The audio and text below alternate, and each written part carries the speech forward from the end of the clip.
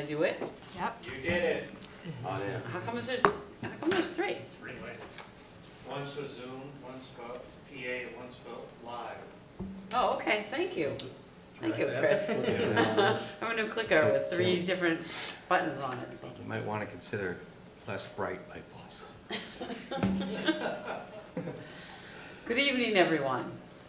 Time being 5:47, I would like to call the Economic Development Subcommittee meeting for May 21st, 2025 to order.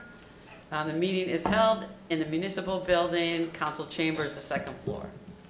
A note to all residents, all citizens are welcome to attend public meetings in person. To view the live meeting remotely, citizens are encouraged to watch the live stream on Franklin Town Hall TV YouTube channel or the live broadcast on Comcast Channel 9 and Verizon Channel 29. Meetings are also archived by Franklin TV on the Franklin Town Hall TV YouTube channel and shown on repeat on Comcast Channel 9 and Verizon Channel 29. For those of you who missed the live meeting, to listen to the meeting, for those of you who missed the live meeting, you can stream it. To listen to the meeting remotely, citizens may call in using the number 1-929-205-6099. This will not permit participation in the meeting. To participate in the meeting remotely, citizens are able to join a Zoom webinar using the information provided on the EDC agenda that's on the town website.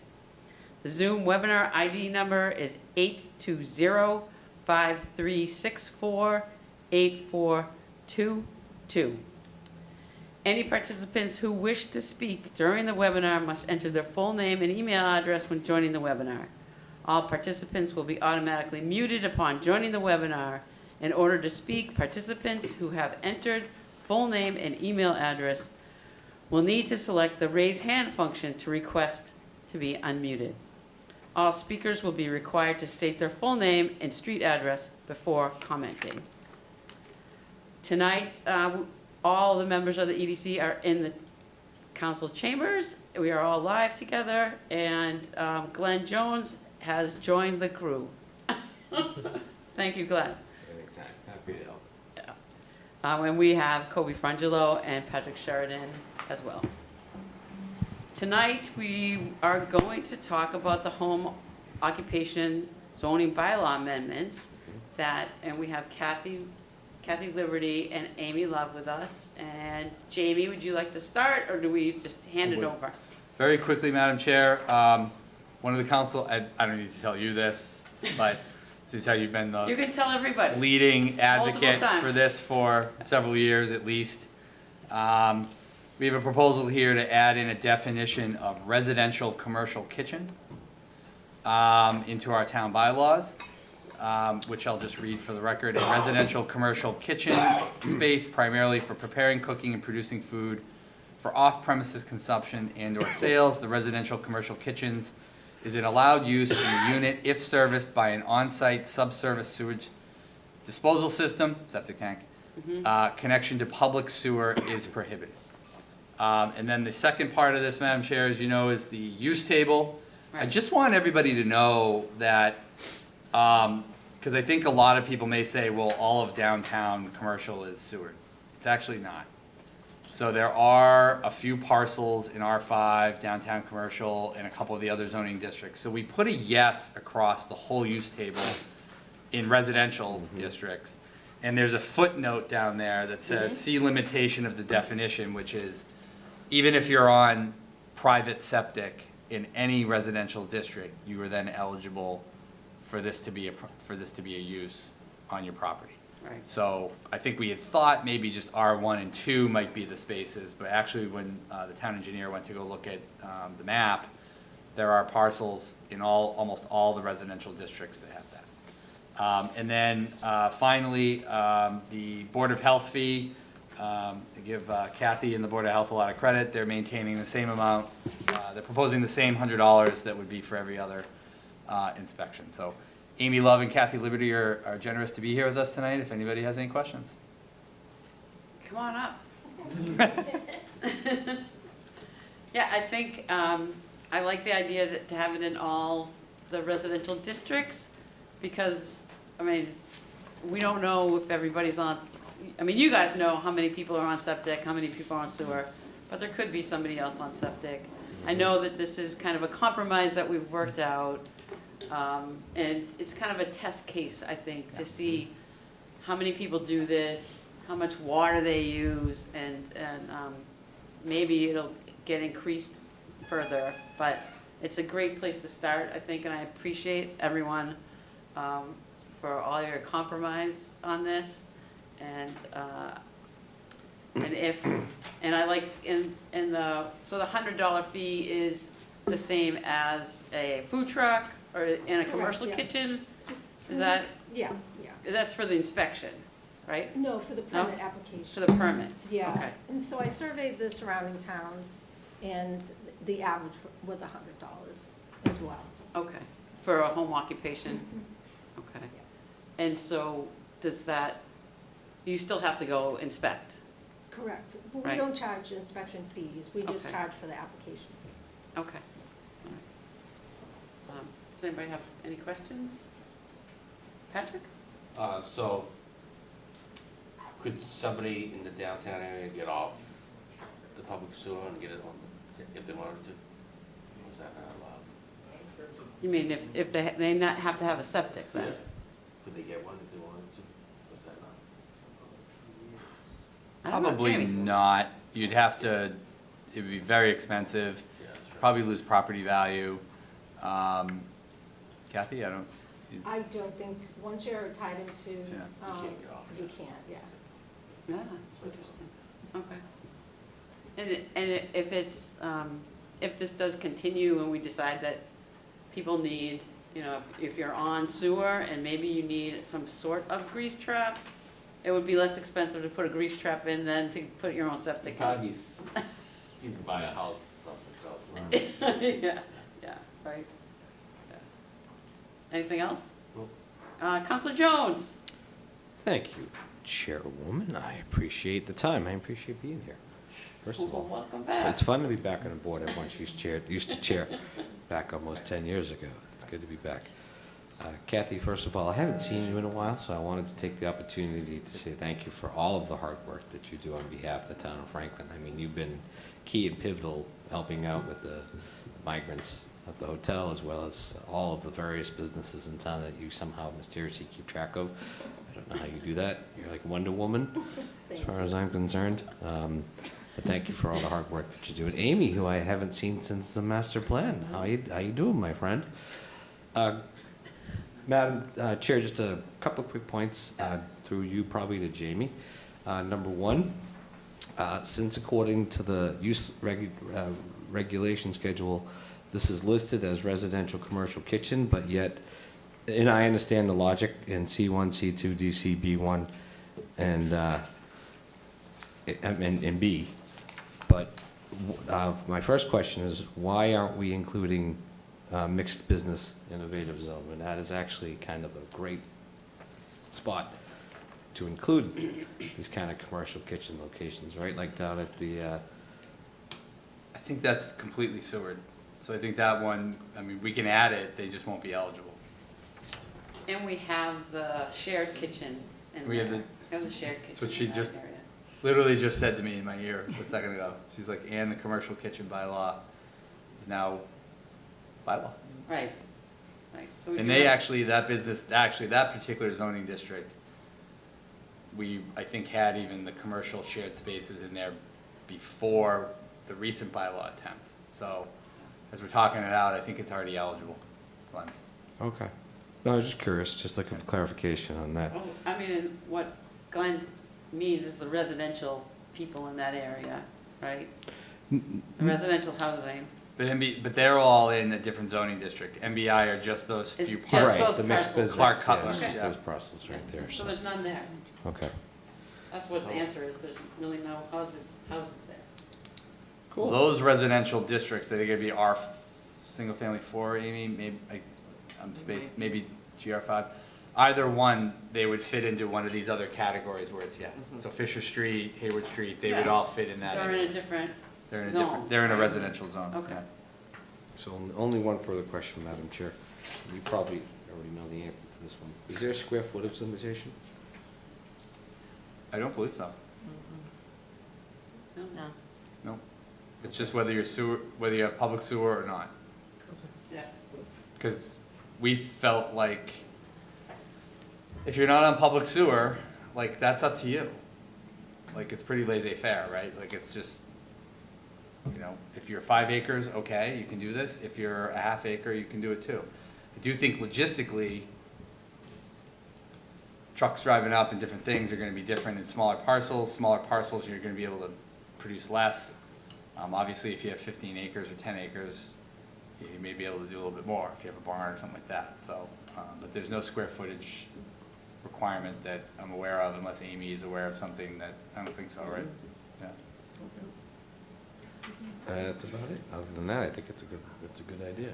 So this is really for people before they go to rent the shared commercial, right? So this is for like a small person, even when you think about like Council Pellegrini, at one of the last meetings we had, about the shared commercial kitchen, she asked, is this like somebody can do stuff at home? And we're like, no, this is, you know, this was for a real commercial kitchen that people can share, Right.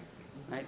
This is actually what Debbie asked us about. That's right. Right. Does this not go back to our chocolate maker friend who Yes. hasn't been in a while? Yeah, but there's a lot of other people that have asked about it. Yeah. There's a person recently, he was gonna zoom in, but he's probably putting his kids to bed or taking care of his kids tonight, who wants to be able to do it. A lot of the farmers have asked to be able to do it, and so there's a lot of people that do a little baking, a little pickle making or something in there, or jam making in their home, and they want to be able to sell it and do it with in their own home, but also have the Board of Health check out and make sure it's clean and to make sure that it's get a stamp of approval. Okay, Right. sorry to bring up one more question, just bringing myself up. Did I answer that Just- question okay? Yep, you did. Okay. Just bringing myself up on a few more things, just to be clear. Yeah, I know. Are it's we limiting the amount of applications or applicants per residential zone? In other words, is it 1, 2, 3, 4, 5 per residential zone? Is it 1 per neighborhood? Is it 1? Nothing, Okay. just as long as you meet the definition criteria. Right. I think if it was, we did talk about that if people were on the town sewer, to limit it, so we wouldn't have any grease clogs. Right, but this is, it goes into their own septic. Gotcha. Okay.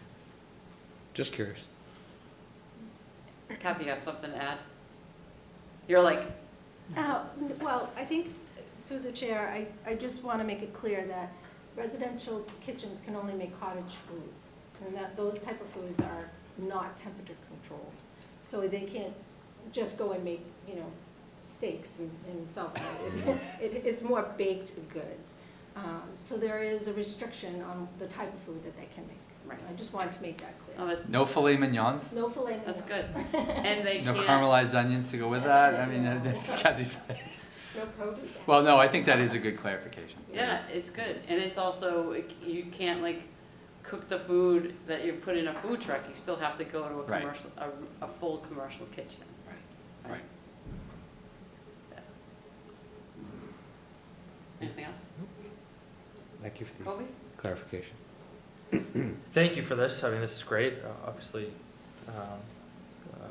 notable progress. Why, in the end, did we decide against allowing for the use of sewage just at a strict cap that we felt comfortable with? I think largely that's hard to enforce.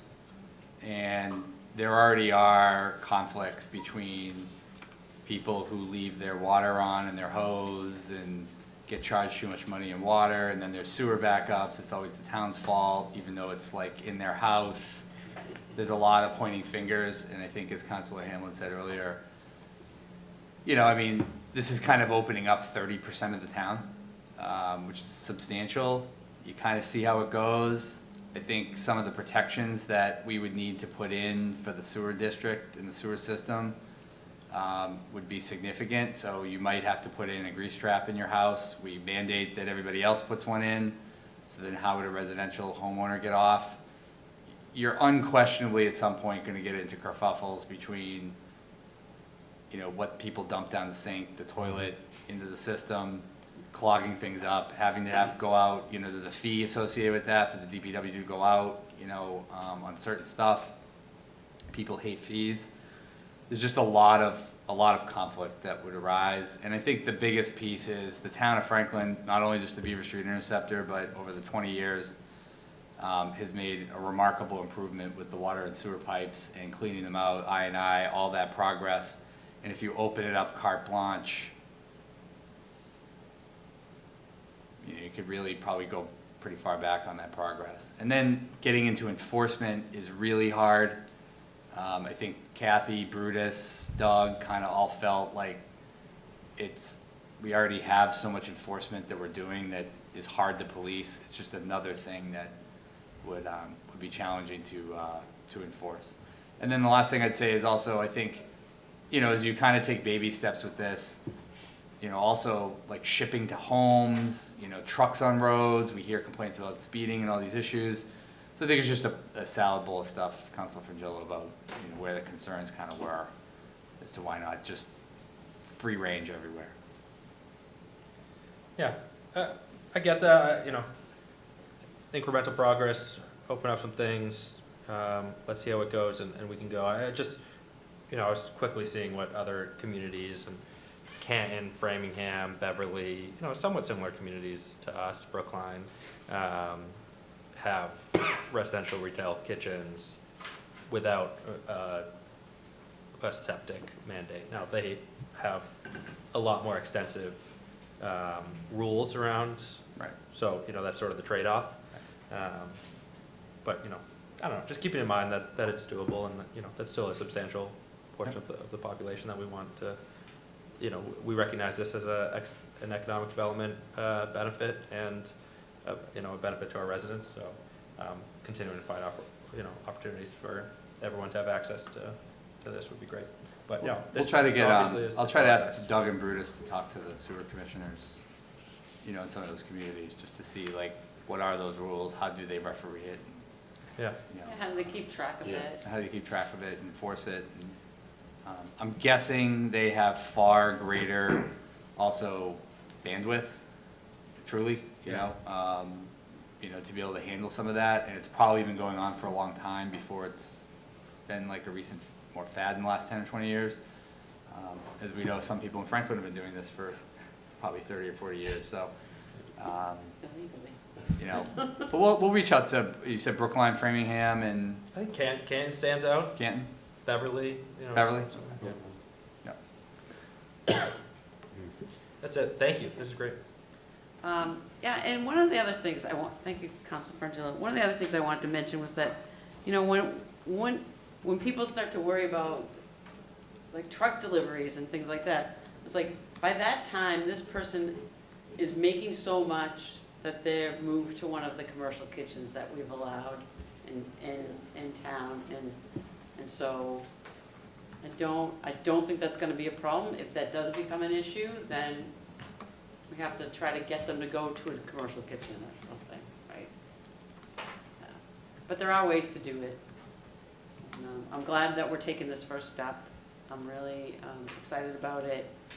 And I know everybody came to the table with different ideas or different, like, places where they want to stop, but we've gone through and kind of all compromised a lot. And I want to thank you both. And Brutus, I know he and Doug, they're probably, because I think it's just the start. It's a proof of concept, and when we see what people do, how much they use, you know, how much extra water they use, we'll be able to figure out what the numbers are that might work here in Franklin. That's kind of how I look at it. Okay? Anybody else, anything else? Through you, Madam Chair. Yes. To Jamie, or actually, to her, would this require separate metering potentially for any, either water? Just pay the water. Sure, okay, just curious.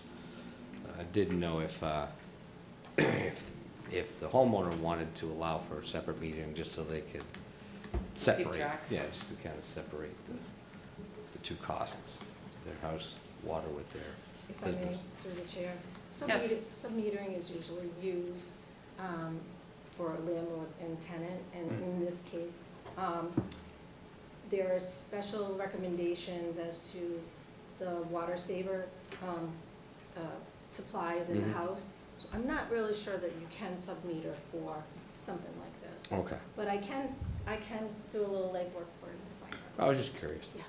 It seems like that would be a useful thing to have if I were running a small commercial type kitchen in my own house, just to kind of meter the water separately.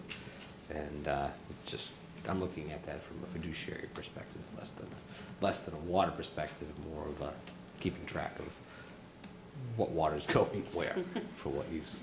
So, thank you. That's it. Thank you, Counselor Thank Jones. you. Okay, so, oh, Ed and Marion Saminsky. are they on there? Yep. Okay, Ah, yes, I don't have my glasses on, I can't see that. I can't see it either. Ed or Marion, are you there? Do you want to say Hi. something? Yes. Hi, this is Marion. Marion Shemansky, 529 Pleasant Street. I just wanted to thank this committee for taking this big step. This is a really great thing. I think this is going to let a lot of homeowners begin to start their dream of perhaps having a small home business to supplement their income. And I think it's going to be a really good step for the winter and summer farmers markets. It's going to let them offer even more products and produce and goods to the public that come to the market. So thank you very much for doing this. Thank you, Marianne. Thank you for tuning in, and you're welcome. Yes, that's what I say, you know, you have a good idea, you never give up, right? Okay, so can we, Move, should we move them all at once? or do you want to move it separately? What do we have? I would accept a motion to move bylaw amendment 25-9X3, chapter 82 fees and municipal service to the town council. So moved. Is there a second? Second. All in favor signify by saying aye. Aye. Okay, Mhm. on to the council for that one. I would accept a motion to move bylaw amendment 25-9X2, a zoning bylaw to amend the Franklin Town Code at chapter 185, I can't read today. Attachment 8, use regulation schedule, part 7, accessory uses. So moved. All in favor signifying by saying aye. Aye. Opposed? You didn't say aye. I said aye. Okay. I'm like, I didn't hear him. I would accept a motion to move zoning bylaw amendment 25-9X1, changes to section 185-3 definitions So moved. to the town council. Second. A motion and a second. Any more discussion? I'll do that part too. All those in favor signify by saying aye. Aye. Opposed? Okay, so they pass on to the town council. Thank you so much. Thank you, Kathy. Woo. Thank you, Amy. Thank you, Kathy and Amy. And thank you all for watching. Thank you, Marion and Ed. We'll see you soon, I'm sure. Motion to adjourn. Non-debatable. Is there a second? Second. All those in favor signify by saying aye. Aye.